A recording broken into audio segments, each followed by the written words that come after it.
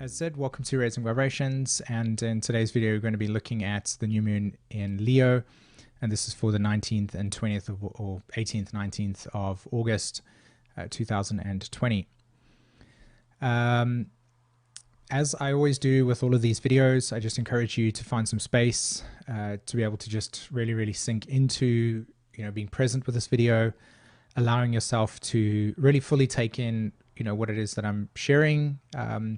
And this is primarily to encourage everybody to begin to reshape and re-establish what is nourishing to you. In other words, what is important for you? How can you learn to take time for yourself and really take the energy that you are digesting and making it work in a way that's really nourishing to yourself. So the indication and the intention for me sharing this and encouraging you to find that space to just sit with it and just be present with it is to honor your time. Okay. So that's that. As you know, just wanting to let you know that of course Instagram, we are just busy starting to set ourselves up on that platform, and we are just sharing some material, quotes that we feel relevant for the astrology of the day. We're looking at transits, just a transit update. And so I highly encourage you to follow us there. Or alternatively, you can also support us on Patreon as well, which is our community. And we have monthly Q&As, and that's a place where people can feel safe to be able to explore and express deeper emotional and psychological experiences that they're having around these transits. And it's an opportunity to connect with other people as well. So I highly encourage you to check out the Patreon page as well from Raising Vibrations. And in the description and the link below, well, in the description and the comments below will be the links for that. Okay. All right.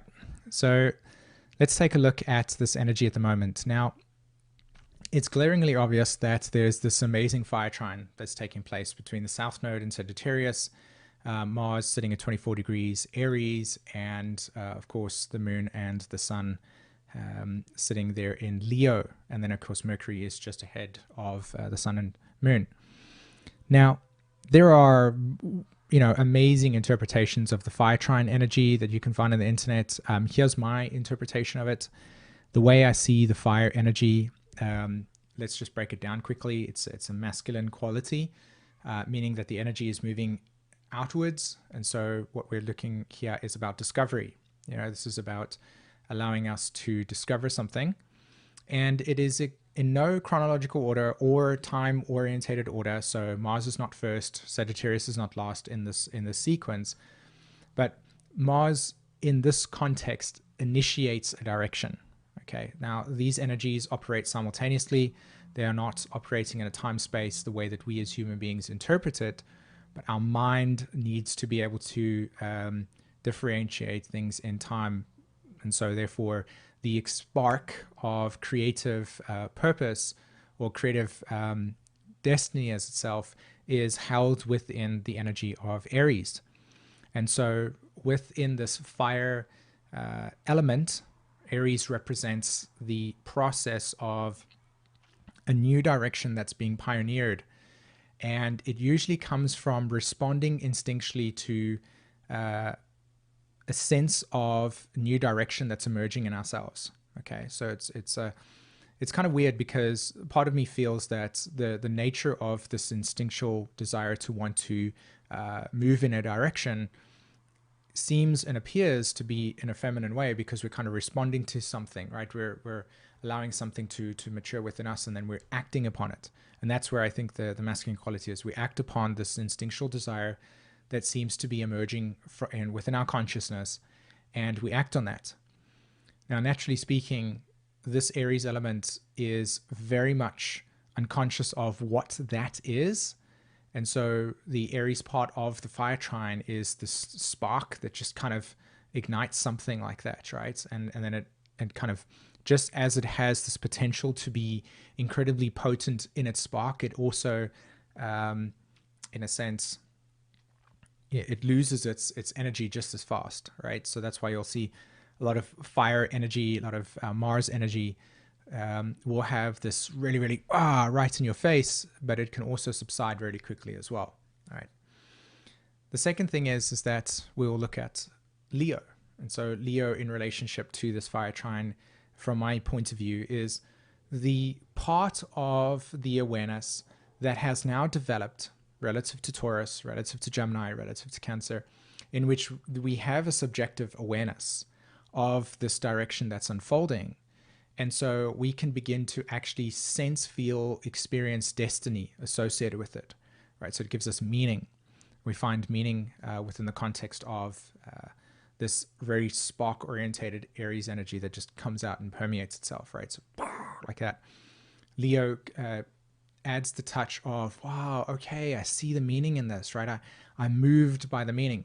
And we can actually articulate that because the archetype of Gemini and the archetype of Cancer within the context of evolution, as it gets to Leo, has been developed. And so therefore we can identify, label, and we can emotionally relate. This is the Cancer part, relatability, and Gemini, the identification part.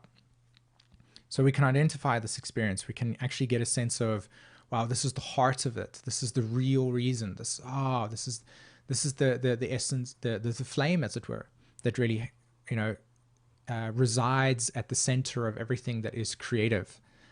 In some sense, you can even call it the Vesta, or the Promethean flame that we talked about in the full moon in Aquarius, which I want to touch on in terms of mythological process here. Okay, so the Sagittarius part, again, in no order, this all happens simultaneously, is that the Sag part speaks to, if we think about Sagittarius, we think about the experience of looking beyond. Okay, so if we look at the sky, for instance, the sense of wonder that leads us to go from our most immediate environment to something bigger than us, that we want to explore it, we want to find meaning in it. That's the Sag part. So what is the philosophical journey? What is the mythological experience? What is the story here that when we connect to through the meaning and we action through the Mars energy, we come to a place within inside of ourselves that is actually more about a deeper spiritual inward experience. And so it closes us in to find and to search and to experience exploration. What was the meaning of this experience? Well, what did it symbolize to me? What did I learn from this exploration? So within the context of this fire energy, it is this capacity for us as a human race to experience our journey on life, to associate meaning with it, and for us to then understand the relationship with self-discovery that occurs in each moment. In the video that was called Uranus in Taurus, our primal nature, I talked about this really, really interesting thing about the human experience, which is that there's an attachment to meaning, and meaning being something that, in a sense, is very, very important to our capacity to feel like our existence actually matters. And the fire element itself, when deeply awoken within us, can amplify this capacity to explore the meaning behind our existence.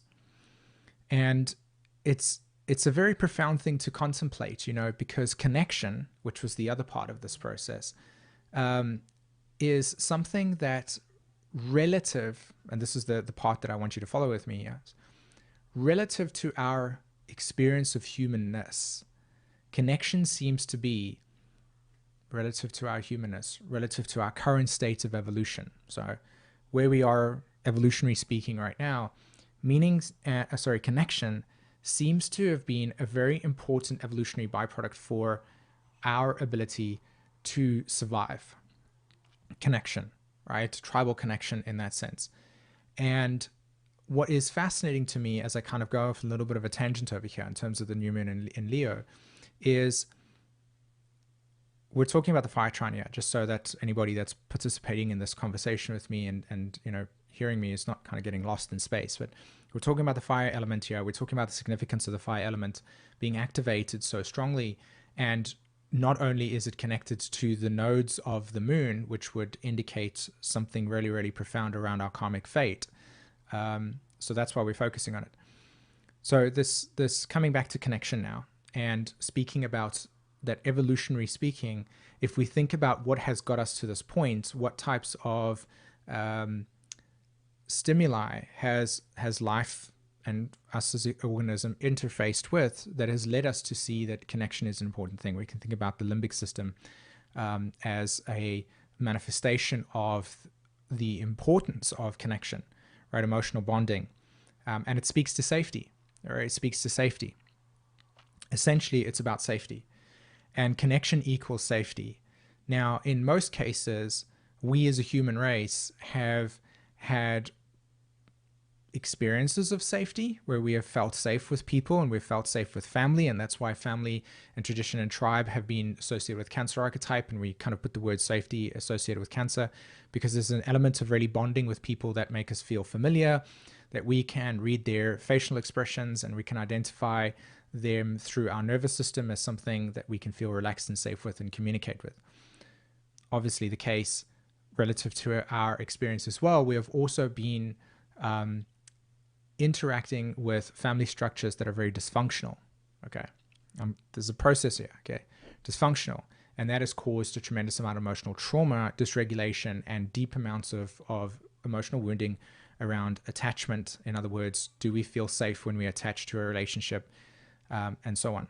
There's a little bit of a tangent that I want to go into over there, but I'm going to stop just for a moment. So safety being something that's really, really important, and the way that we go to nurture that. And when we think about meaning, the capacity to access meaning itself, I feel is, and I think there are a lot of people that will probably agree with me on this process, that meaning itself, in its real essence, I personally feel can only be truly experienced fully when the underlying sense of safety is established. So something that's more primal would be this safety, the aspect, okay? And the relationship between Venus in Cancer in opposition to Jupiter, Pluto, and Saturn. Now, if you notice in the chart, Venus is at 10 degrees and it's going to move across Pluto, Jupiter, and Saturn. Now, my interpretation of that is that when it does that, it is going to bring to the surface anything within the context of our emotional environment that no longer serves our capacity to find meaning in a really authentic way. So in a very small kind of expression of what I consider this new moon to be, it is the ability for us to wander into the unknown and allow ourselves to feel safe enough to explore new horizons that are about to be consistently developed within our field of awareness, and the ability to internalize a sense of safety so that as you venture out into the unknown to explore the bigger world, your capacity to feel that this is something that you're brave enough to do, that you're capable of doing, that you want to explore yourself in a more intimate way can actually be felt, can actually be had. And so this fire trine energy is, in a sense, from my point of view, kind of it's a holding pattern that is really, really, really igniting a sense of authenticity, a sense of realness, a sense of what is meaningful, what is alive in you, what wants to come out and express itself. And then this Mars, this Chiron square Venus aspect, Chiron being in Aries at 8 degrees and Venus being in Cancer at 10. And then that opposition that will occur between Pluto, Jupiter, and Saturn will speak to the tension that we will feel as we move deeper into ourselves. We move deeper into the layers of our own inner exploration. That's a very abstract, mystical, kind of deep, introspective, self-reflective state of expansion that I feel is going to be occurring with this energy, and will speak volumes to what the rest of 2020 will actually be like. Okay.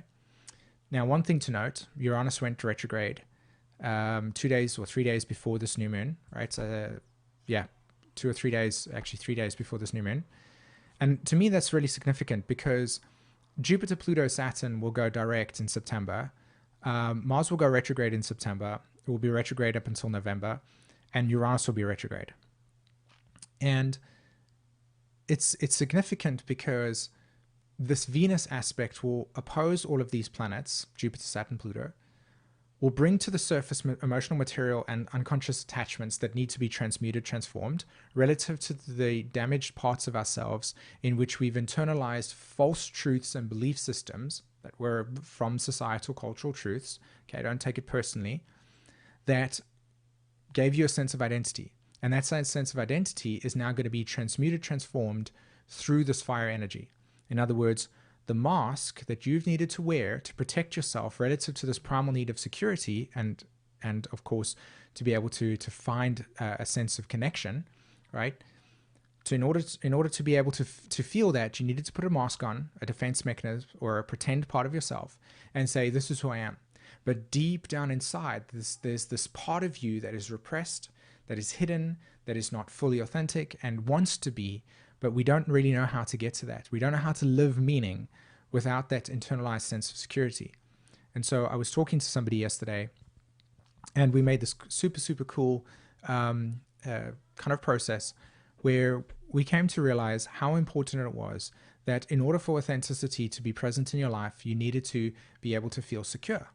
And for a lot of us, there were a tremendous amount of moments in our lives in which we traded, just like Dr. Gabor Matea talks about, we traded authenticity for security. And this energy over here is speaking to the collapse of the need for us to mask ourselves in order to move forward. In other words, want to be more authentic, want to be more who you are, want to be more expressive of your desires, want to experience life in a more meaningful way. Well, this fire trine energy is coming to the surface and saying, let's do this. And then just like with the post that we posted for this new moon in Leo, we are moving into an experience and going into the unknown. We are moving slowly and surely into a new space, right? A new space of self-understanding. And as we move into this new space of self-understanding from now until the end of the year, that's the Uranus retrograde, by the way, that's the Mars retrograde, moving into the space, and we are slowly but surely experiencing things that will show us what needs to be liberated from, what needs to be taken away from. We are reprocessing the beginning phase of 2020, right? Because remember that for a lot of us, we were stuck in lockdown. For a lot of us, that we were in situations and experiences in which we hadn't experienced ourselves and weren't in confrontation with our own emotional reality. And we learned a lot about ourselves.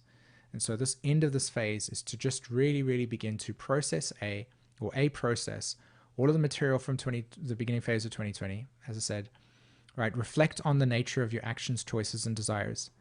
And as you move through the end of this year, lean into any experience in which you feel resistant that stops you from feeling fully alive. And ask yourself the question, what is the purpose? This is the question you ask yourself. What is the purpose of the protection or the fear in myself now? And most likely the answer is going to be that at a time when you didn't understand that it was okay to feel safe and to be authentic so you can experience meaning, you needed to create some form of identity or have a personality structure, step in and say, I will be here to protect yourself. And so in that sense, we are taking out and we are slowly dismantling aspects of our false self so we can fully be and settle into what's really true and real for us in this sense. Okay? So that's my interpretation of this new moon in Leo, and I really hope that you found some value in that process. Okay. All right. So what I would like to do for everybody or watching now is I'm going to invite Patreons to share some questions for me, and I'm going to respond to my Patreons on this new moon video as well. Okay, so I've got lots of questions up over here. I'm going to read them out and then I'm going to try to respond to them. So bear with me, peeps. As I try to read them out, I will try to get to everybody. Well, I'm going to get to everybody's questions and I'm going to try to respond it in the most efficient way possible. Let's see how we do with this. Okay. So let's get the post up. I've just refreshed it. Okay. Wow, 22. Okay. So our first question comes from Adrian, and again, I'm going to try to, of course, because this is, if it's personal, I'm going to try to, of course, this is going to be public in that sense, but I'll try to respond to your questions if they are personal in a way that doesn't give away too much information. Okay. So Adrian, you're saying that this new moon is going to land in your third house, and it's going to trine your sun sign, where your south node is. And you're excited to experience what will be transmuted in your life. That's fantastic. Okay.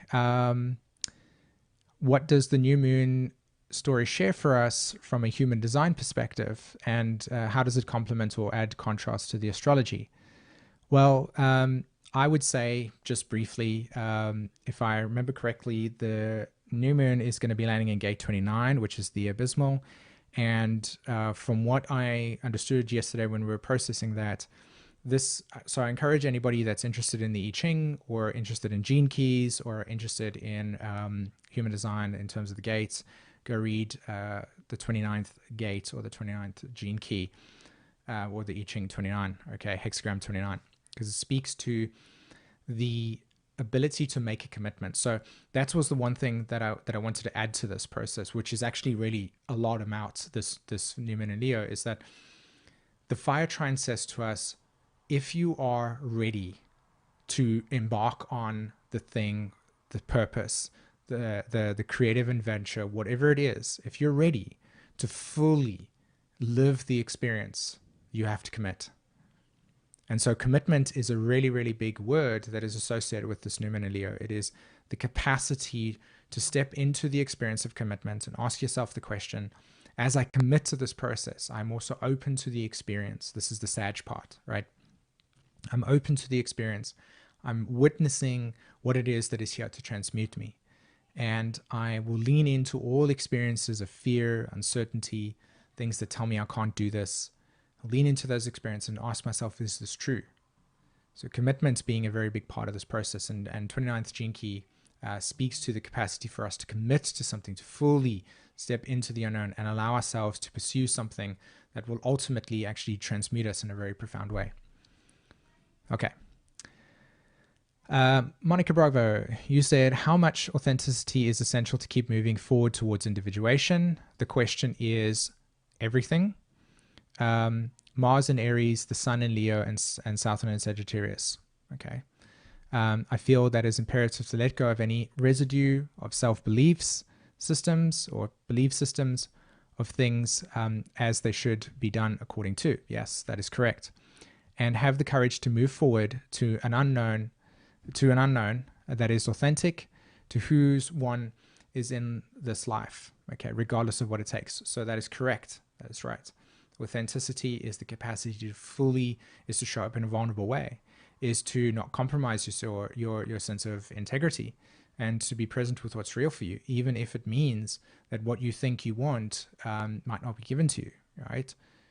So of course, as children, we need to sacrifice that authenticity to a certain degree in order to be able to meet the emotional security need of the parent, as in our need for security, and the parents providing us with that, or the elders, as it were. And that's actually the natural relationship between Aries and Capricorn in the chart. So yes, we do need to be liberating ourselves from past outdated belief systems. And that's what this is about. This South Node energy is saying to us, here's a construct of truth that we all identified with prior to this kind of moment. It no longer serves you anymore. Liberate from it, burn it, and then be inspired to, as the phoenix, rise from the ashes. So I hope that responds to that question. Simon, this is Penelope. Simon, in your own charts, how do we relate the aspects on a new moon? Okay. Example, I have the moon square the my ascendant, and square the south node and north node, and square Mars and Mercury. So I'm wondering how to look at this as a new moon month ahead. Let me think about that. So you have the moon square your ascendant and square the south node and north node. Okay, so I'm suspecting that, yes, that's correct. Okay, and square Mars and Mercury, right? So I'm wondering how to look at that as a new moon month ahead. Well, I would take the message that is held within this new moon energy and I would apply it to what is personally showing up for you in your life. In other words, what is alive for you over this next month, and observe when the moon is in a full moon pattern. So my answer in a very short way is every single person should look at where this lands in your chart. Okay. If it's hitting significant planets, like in Penelope's case, I would observe what planets are being activated. And then I would pay attention to the themes that show up in your life while being aware of what those patterns are. So if the moon is squaring, the sun and moon is squaring your Uranus in your chart, I would be open to the experience of things suddenly changing in your environment, or unexpected awakenings or awarenesses that will lead to some form of shift that will take place in your life. So it would be to be conscious of, and I think this is kind of a general response maybe, but I'd be conscious of what the theme is of the new moon and how that relates to the personal narrative that you are living in your own life. Okay. And so my sense there is that that's why you would look at astrologers and stuff like that, because they know what Uranus would symbolize, right? And sometimes we don't know that, and I understand that limitation, but that would be my best response in that question. I hope that helps in some way, Penelope.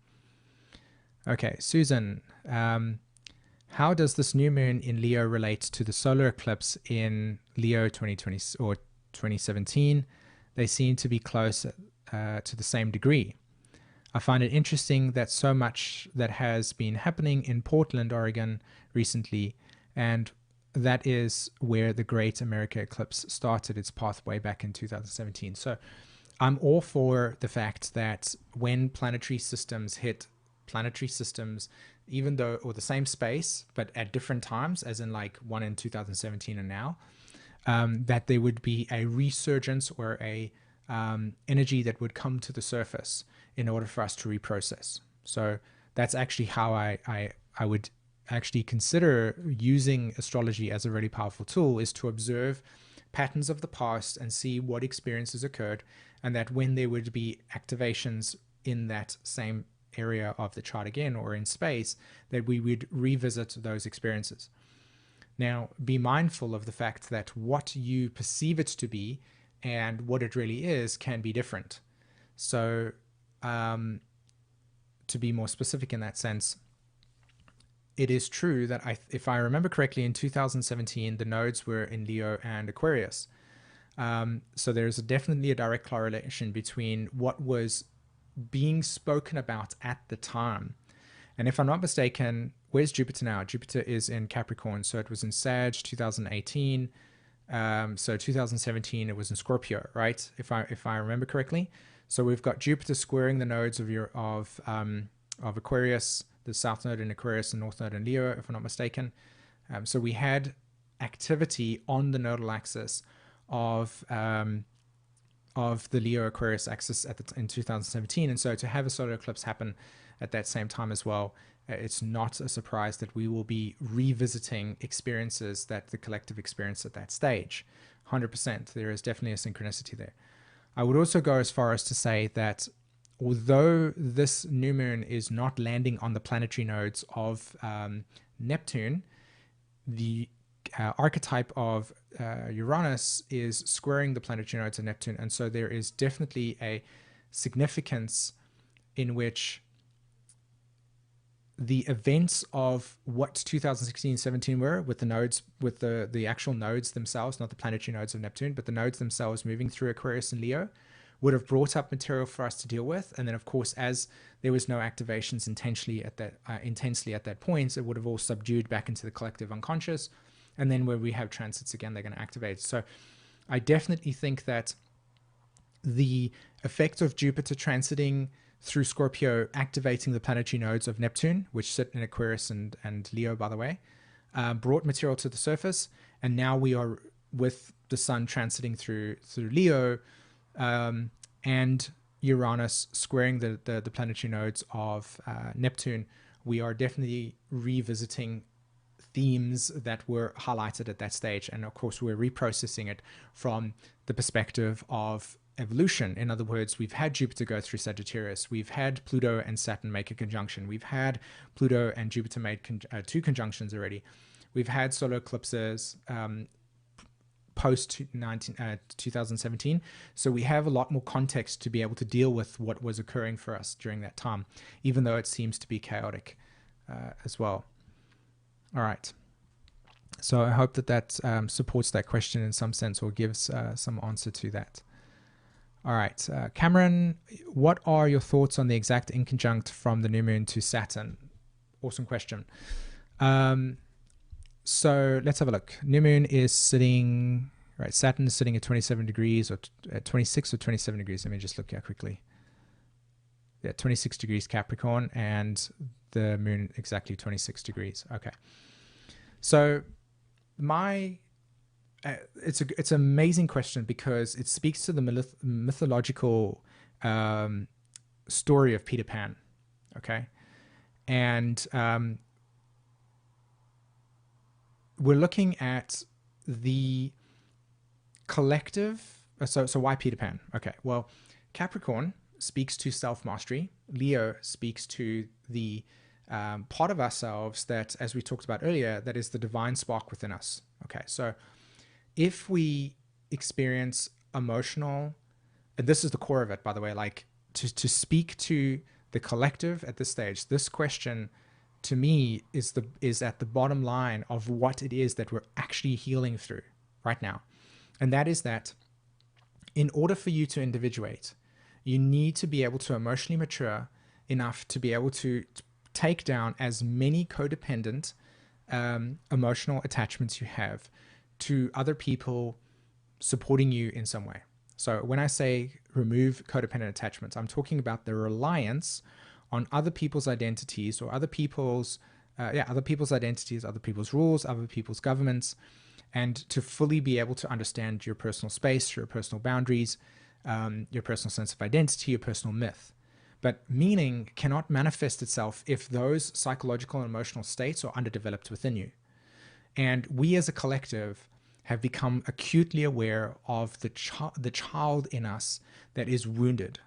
So Jeffrey Wolf Green in 1994 said one of the things that is very fascinating to him is the Neptune-Uranus conjunction in Capricorn speaks to the acceleration of time, Uranus in Capricorn, and the process of dissolving of boundaries and barriers, Neptune in Capricorn.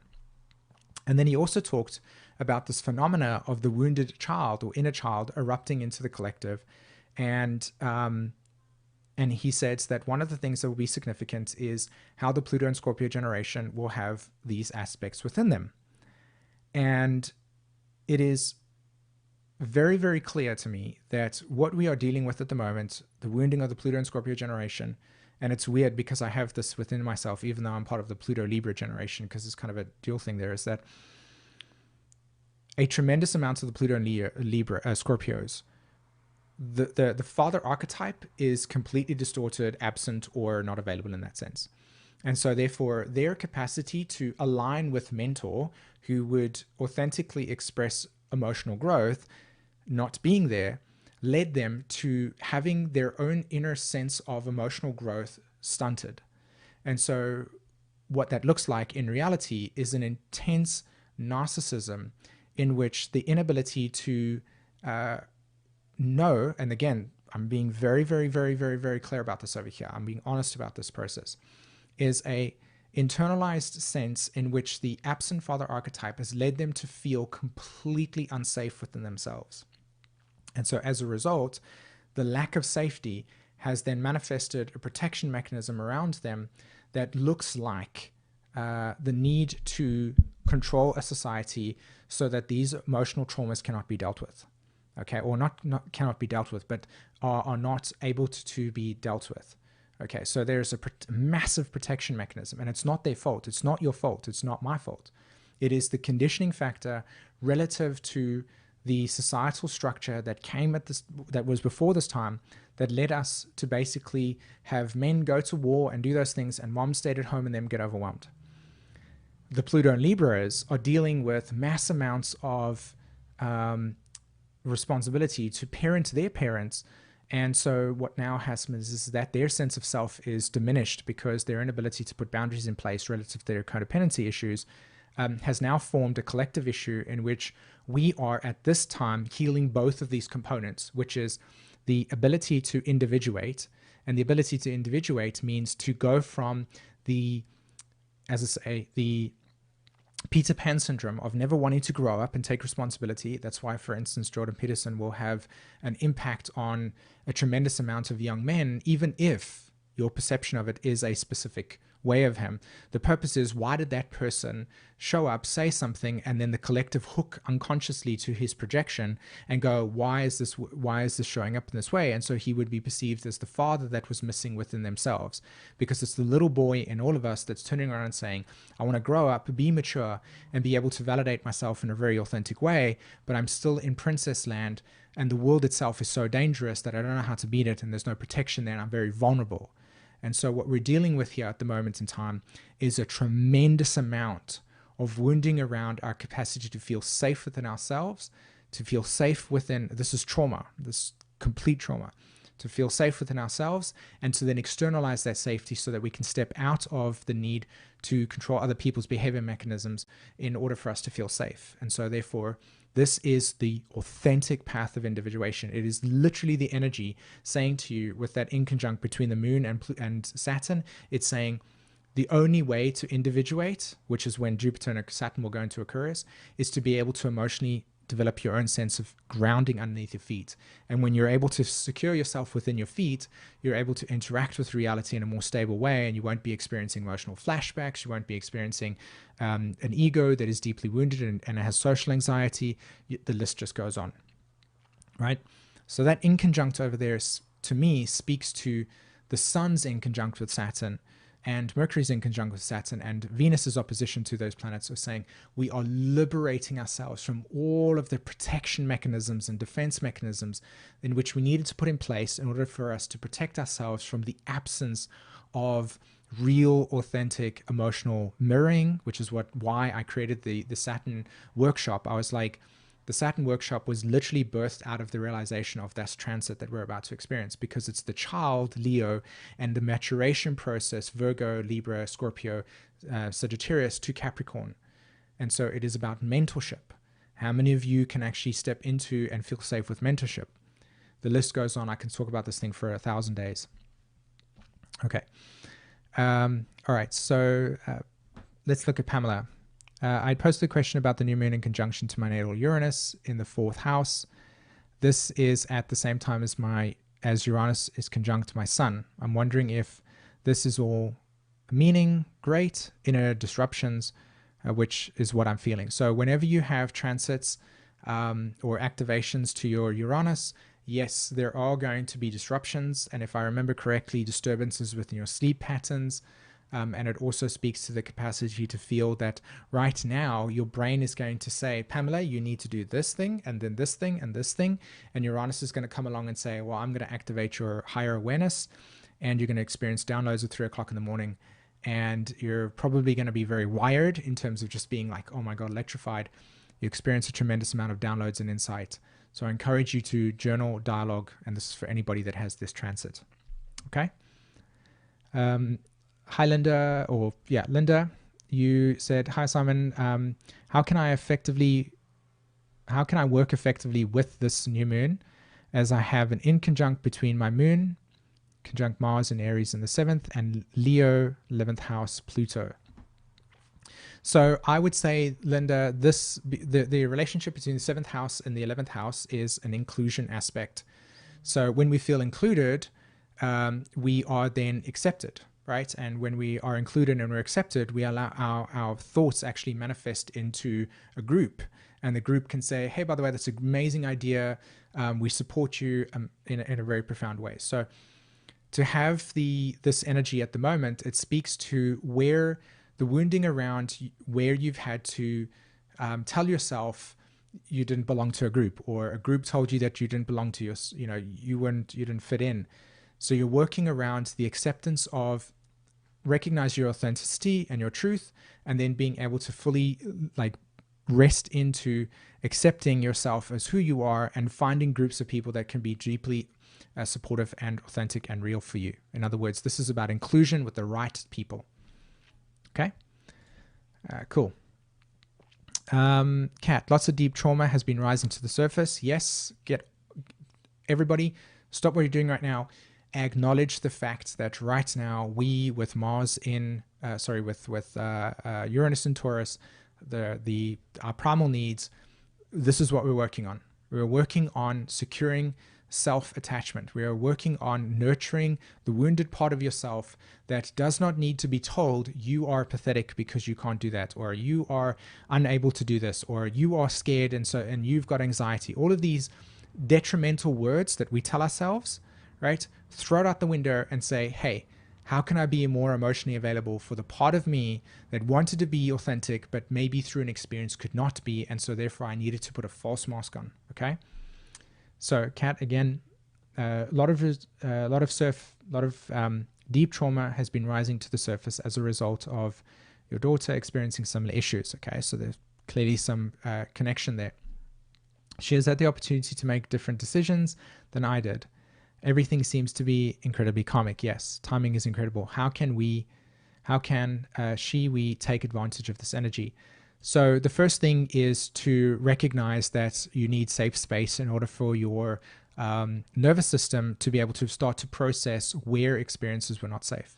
I encourage you to get Pete Walker's book. Here it is right here. Complex. This is the book I want you to get. It's on Audible as well. I also encourage you to check out a book called The Body Keeps Score. These are amazing books that will give you tools. I also do this personally with people as well, to be able to work through and acknowledge parts of yourself that needed to be present and to deal with reality at the time that maybe not have been authentic for yourself, and to really come back to conversing from a safe space and saying, hey, and apologize. I don't mean apologize as in, oh, I'm sorry. I mean, as in, connect with that emotional space, let the other person connect with that emotional space as well, and have a dialogue in which there's no persecution of the other person's behavior, but acknowledge of what emotional needs were not being able to be met at that time. Rewrite the narrative, guys, okay? Support each other in that process. Okay. Let's have a look. This new moon is very strong for me. New moon in Aquarius. Okay, and that's Brianna. And so I would say to you, Brianna, with this energy, with you got your moon in Aquarius, Uranus is going to be squaring it at some point. This sun-moon contact would have made an aspect to your moon as well. So I suspect there was a lot of changes around your emotional security and sense of self-image with this energy. Just kind of let yourself tap into what parts of your emotional needs may have not been fully able to be met at the time when you were a young child, okay? The reason why I say this with Brianna specifically, even though it might not be the truth for you completely, is that Moon and Aquarius souls will tend to have had a detached relationship to the mother archetype. And so what I encourage you to go and read is attachment theory, because that will give you an ability to understand what type of attachment style you have. And that will also speak to the ways that relationships play out for you. And you can start to then begin processing the things that you thought you were doing wrong in the relationship, but were really actually just trauma response mechanisms that we didn't have the tools to deal with at the time of when we were in a relationship and we were feeling abandoned and we were feeling betrayed. And we couldn't use emotional literacy to identify that, hey, right now, I'm feeling a little bit unsafe at this point in time. Part of me senses blah, blah, blah, blah. And being able to communicate, emotional literacy being a very important thing. We don't have these tools. So we're needing to go right back to deeper parts of our brain's chemistry and to rewrite the narratives that we thought that we were imperfect or that we were deficient in some way. Okay, so hopefully that gives you some information on that. Hi, Moggy, how are you doing?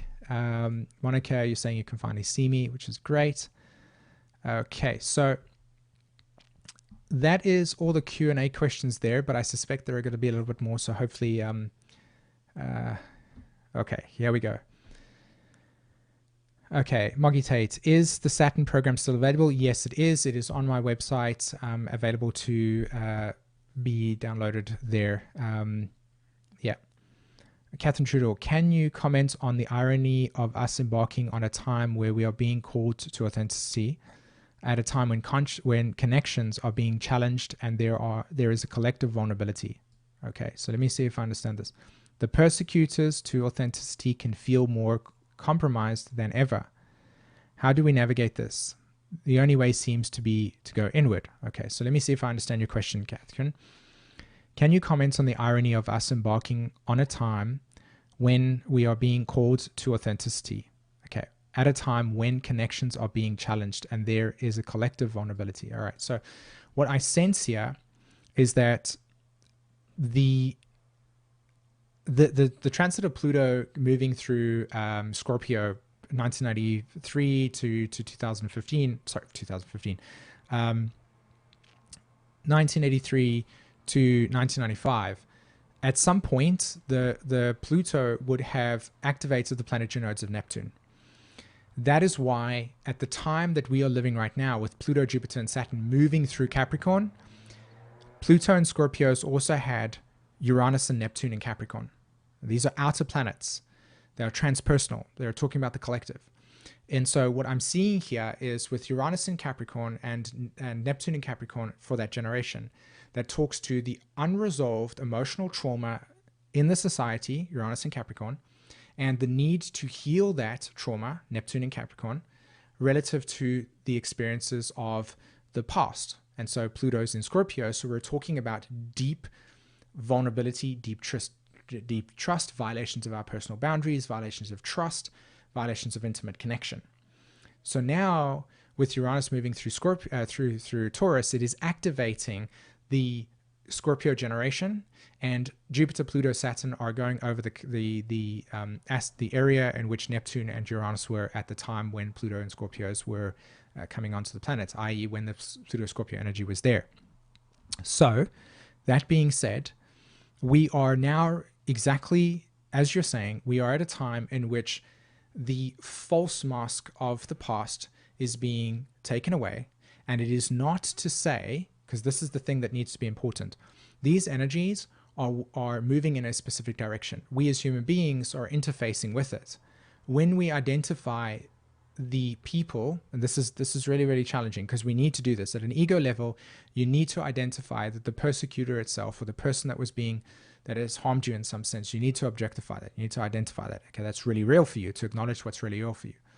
But there is also a part of this experience in which the intention is to liberate ourselves, to break free and to heal ourselves from past conditions and protection mechanisms and defense mechanisms that we have internalized that give us a false sense of self. And so the vulnerability is the capacity to break out of the untruths and to feel true to yourself, knowing that when you act in authenticity, you're actually not manipulating people in order to get your needs met. And this is something that another person that we were talking about yesterday, a good friend was talking about yesterday, she was recognizing how she's really, really sensitive to people manipulating in order to get their needs met. That is what a child does when it's 4 years old and it talks to the big parent and the child says, "Can I have an ice cream?" And the parent says no. That feeling of disempowerment in the child to get no means it can't go, okay, well, I'm going to walk out now. The child can't do that.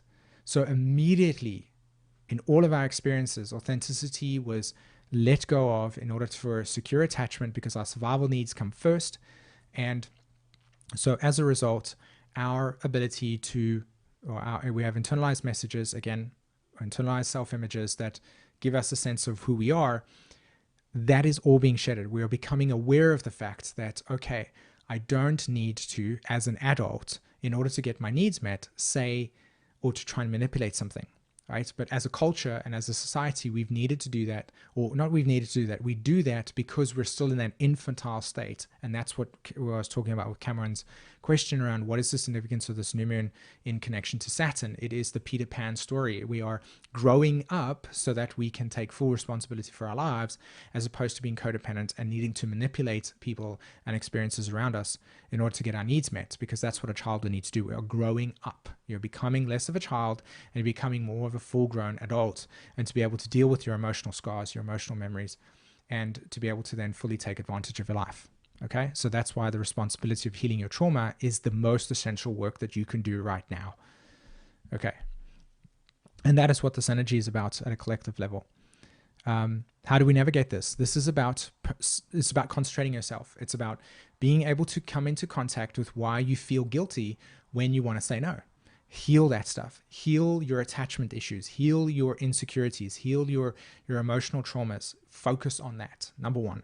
Then you can start to consider moving out into the world and starting to make big decisions for your life and not having emotional flashbacks every single time somebody tells you that they disagree with you and now you feel like you're unheard or unseen and so on and so forth. Okay, it's a big deal. All right. Hope that supports that process. Accountability in terms of not asking the other person for accountability, but accountable for yourself, saying I don't want to interact with this anymore. It's not part of my process. Move along. Don't entertain it anymore. Hello, Simon. This is Irina. The new moon, by the way, Irina is the person that created our logo. So as always, thanks very much for all of the work that you did. When, if I'm not mistaken, the sun was, sorry, not with the sun, but yeah, the sun was in Leo, and also when the nodes were in Aquarius as well. So just kind of going back to that previous question of when we had that solar eclipse in 2017, although this was in 2018, if I'm not mistaken. Okay. All right. The new moon is landing in your 8th house, okay, conjunction North Node, and I have Leo intercepted in the 8th house. This new moon is activated by my skip steps, or is activating my skip steps, sorry. Uranus in Scorpio in the 11th, opposed my Chiron in Taurus in the 5th. How do you see this activation of my skip steps? Okay, so let's see. The new moon lands in your 8th, conjunction North Node.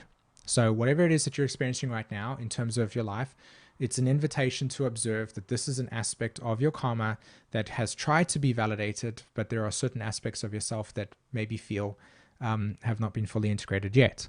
Right? That's the for anybody that's not familiar with evolutionary astrology, skip steps are when you have the nodes sitting and then you have a planet that is exactly 90 degrees or within a 10-degree difference of the nodes. So they're squaring a nodes. Nodes are 180 degrees. A planet squaring the node is 90 degrees or 80 or 100, right? Within that gap.